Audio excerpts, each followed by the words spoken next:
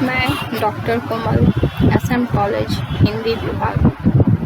आज हम भारतेंदु हरिश्चंद्र का आलोचनात्मक परिचय प्राप्त करेंगे। भारतेंदु हरिश्चंद्र आधुनिक हिंदी साहित्य के पितामह कहे जाते हैं। वे हिंदी में आधुनिकता के पहले रचनाकार थे। इनका मूल नाम हरिश्चंद्र था और भारतेंदु इनकी उपाधि थी। इनका रचना काल युग की संधि पर खड़ा था।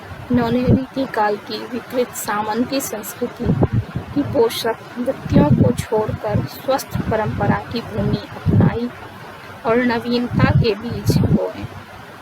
हिंदी साहित्य में आधुनिक काल का प्रारंभ भारतेंदु हरिश्चंद्र से माना जाता है।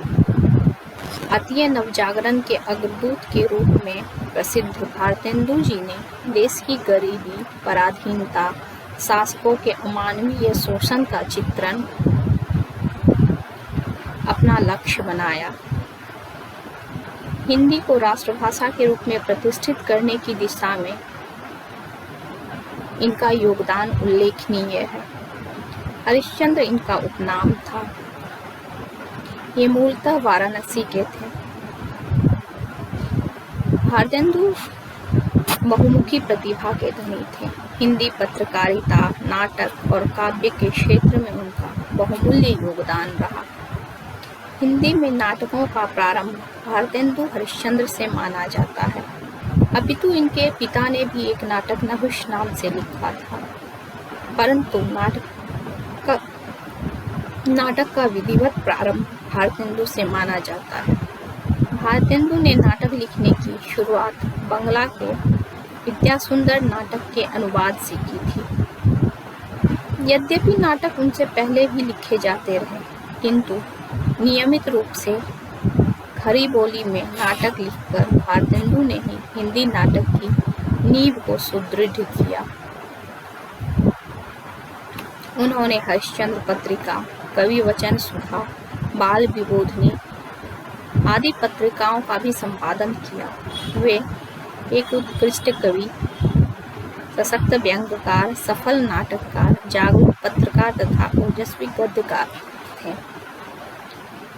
इसके अलावा वे लेखक, कवि, संपादक, निबंधकार एवं कुशल वक्ता भी थे। भारतेंदु जी ने मात्र 34 वर्ष की अल्पायु में ही विशाल साहित्य की रचना की। 35 वर्ष की आयु सन 1885 में इनका निधन हो गया था। इन्होंने मात्रा और गुणवत्ता की दृष्टि से इतना लिखा, इतनी दिशाओं में काम किया कि उनका संपूर्ण रचना कर्म पथ प्रदर्शक बन गया।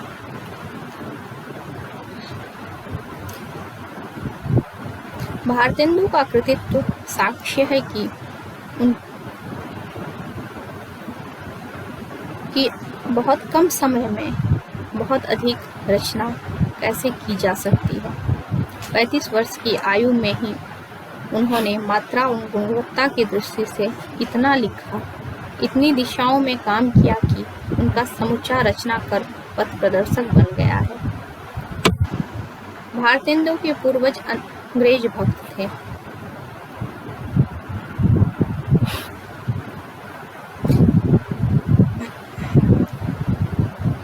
भारतेंदु को काव्य प्रतिभा अपने पिता से विरासत के रूप में मिली। उन्होंने 5 वर्ष की अवस्था में ही दोहा लिखकर अपने सुकवि होने का प्रमाण दिया। भारतेंदु के बृहत साहित्यिक योगदान के कारण ही उनके काल को भारतेंदु युग के नाम से भी जाना जाता है। आचार्य रामचंद्र शुक्ल ने कहा, भारतेंदु ने अपनी सर्वतोन्मुखी प्रतिभा के बल पर एक ओर तो पद्माकर द्विजदेव की परंपरा में दिखाई पड़ते हैं, तो दूसरी ओर बंगदेश। 15 वर्ष की अवस्था में ही भारतेंदु ने साहित्य सेवा प्रारंभ कर दी। 18 वर्ष की अवस्था में उन्होंने कवि वचन सुधा नाम की पत्रिका निकाली, जिसमें उस समय के बड़े बड़े विद्वानों की रचनाएं छपती थी। वे 20 वर्ष की अवस्था में मजिस्ट्रेट बनाए गए और आधुनिक हिंदी साहित्य के जनक के रूप में प्रतिष्ठित हुए। उन्होंने कवि वचन सुधा और हरिश्चंद्र मैगजीन में स्त्री शिक्षा के लिए बाल विबोधनी पत्रिकाएं भी निकाली। साथ ही उनके समांतर साहित्यिक संस्थाएं भी खड़ी की। वैष्णव भक्ति के प्रचार के लिए उन्होंने तदीय समाज की स्थापना भी की थी। अपनी देशभक्ति के कारण राजभक्ति प्रकट करते हुए भी उन्हें हुकूमत का कोपभाजन भी बनना पड़ा। उनकी लोकप्रियता से प्रभावित होकर विद्वानों ने उन्हें भारतेंदु की उपाधि प्रदान की थी। हिंदी साहित्य को भारतेंदु की देन भाषा तथा साहित्य दोनों के क्षेत्र में है। भाषा के क्षेत्र में उन्होंने खड़ी बोली के उस रूप को प्रतिष्ठित किया जो उर्दू से भिन्न है और हिंदी क्षेत्र की बोलियों का रस लेकर संवर्धित हुई है। इसी भाषा में उन्होंने अपने संपूर्ण गद्य साहित्य की रचना की। साहित्य सेवा के साथ साथ भारतेंदु जी की समाज सेवा भी चलती थी। उन्होंने कई संस्थाओं की स्थापना में अपना योगदान दिया। भारतेंदु द्वारा लिखित नाटक मौलिक भी है और अनुदित भी। उनकी मौलिक रचनाएं हैं वैदिकी हिंसा हिंसा न भवति, सत्य हरिश्चंद्र, भारत दुर्दशा, अंधेर नगरी, प्रेम जोगनी, सती प्रताप, श्री चंद्रावली, विशस्य विश्वौषधम। उनकी अनुदित रचनाएं हैं विद्या सुंदर, जो कि चौर पंचाशिका का बांग्ला का अनुवाद है, पाखंड विडंबना, प्रबोध चंद्रोदय पर आधारित है, धनंजय विजय, कर्पूर मंजरी, मुद्रा राक्षस, दुर्लभ बंधु। उनकी काव्य कृतियां भी बहुत सारी हैं, तो भक्त सर्वस्व, प्रेम मालिका, प्रेम माधुरी, प्रेम तरंग, उत्तरार्ध, भक्तमाल, प्रेम प्रताप, होली, मधुमुकुल, राग संग्रह, वर्षा विनोद, विनय प्रेम, पचासा, फूलों का गुच्छा, प्रेम फुलवारी, कृष्ण चरित्र, दान लीला, तन्मय लीला, नए जमाने की मुकरी, बंदर सभा, यह हास्य व्यंग है, वक्री विलाप भी हास्य व्यंग है।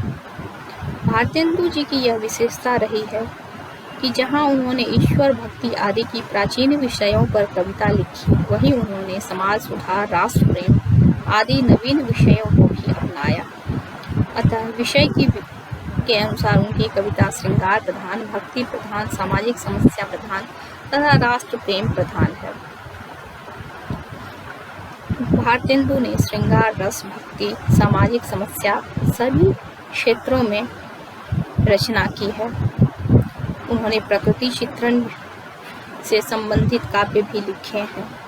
प्रकृति वर्णन कहीं भी नहीं उन्होंने छोड़ा है, प्रकृति को साथ लेकर चले हैं। भारतेंदु जी की भाषा प्रधानतः ब्रज भाषा है, लेकिन यह पद्य की भाषा है। गद्य में उन्होंने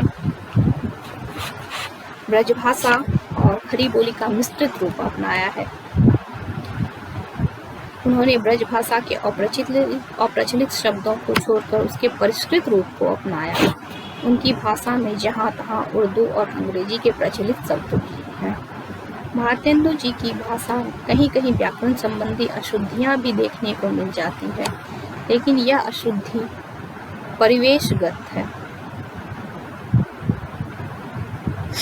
और भारतेंदु की एक बहुत ही उल्लेखनीय पंक्ति है, निज भाषा उन्नति लहर है, सब उन्नति को मूल, निज भाषा ज्ञान बिना मिटे न हिय को सूर। धन्यवाद।